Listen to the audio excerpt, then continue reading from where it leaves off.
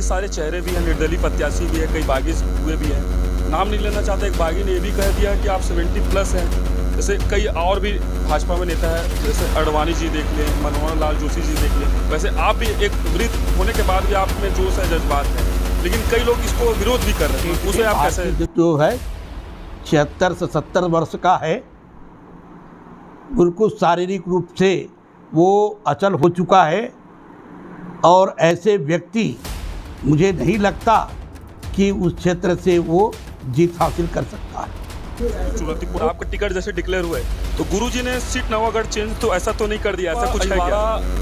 आज बहुत ही सरगर्मियां इसलिए तेज हो गई क्योंकि जब एक सीट जो है चेंज करना पड़ा कांग्रेस को, कहीं ना कहीं ये सीट चेंज करने से राजनीतिक सरगर्मियां और भी तेज हो गई। इसे किस प्रकार देखते हैं और क्या है, इससे जुड़ी बातों को लेकर हम आज भाजपा से जो प्रत्याशी है डोमन लाल जी जो है वो हमारे साथ आज मौजूद है, उनसे हम बात करते हैं क्या है राजनीतिक तर्क जो इस प्रकार जो कांग्रेस ने सीट तय की। नमस्कार महोदय, स्वागत है। अचानक कांग्रेस सीट तय की और आपका नाम डिक्लेयर हुआ, क्या है जनता के बीच में क्या संदेश रहेगा?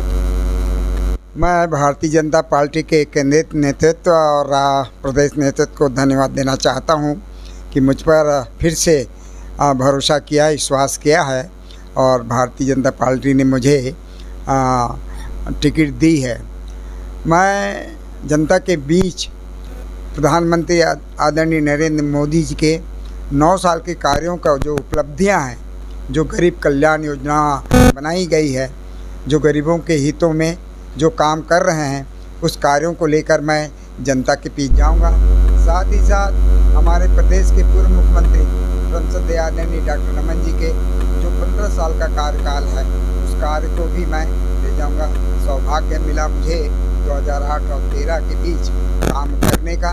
डॉक्टर साहब का सहयोगी बनकर मैंने काम किया है, क्षेत्र में चौमुखी विकास किया है। उस विकास को लेकर मैं जनता के बीच उपलब्ध रहूँगा, अपनी बात रखूँगा और जनता में बहुत बड़ी उत्साह भी है कि कुर्सीवाड़ा गुरु जी आए हैं, निश्चित तौर पर उसे हम जीत दिलाएंगे, कमल छाप पर वोट डालेंगे, प्रदेश में भारतीय जनता पार्टी की सरकार बनाएंगे।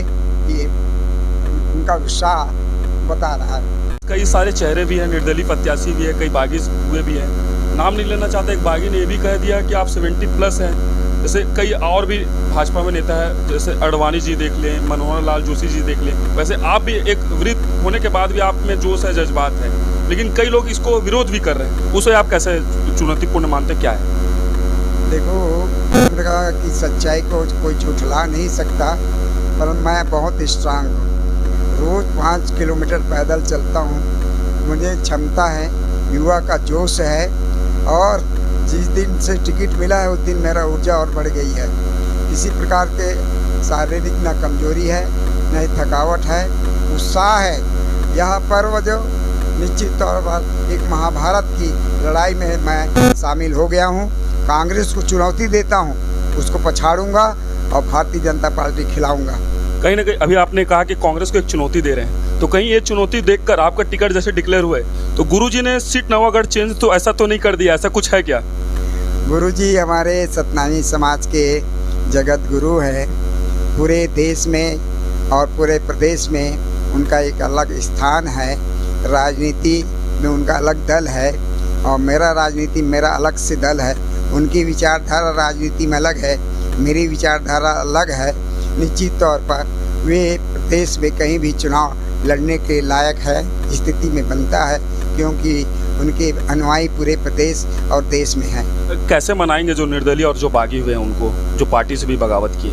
अभी सूची आने दो, देखेंगे कौन कौन बागी हो रहा है, कौन निर्दलीय आ रहा है। सब हमारे भाई हैं, निश्चित तौर पर एक दूसरे के सहयोगी बनकर हम चुनाव लड़ेंगे। ये थे डोमन लाल कोसेवाड़ा जी, जिन्होंने सरल स्वभाव से बताया कि जनता के बीच कैसे जाएंगे और जो बागी हुए हैं उसे कैसे मनाएंगे।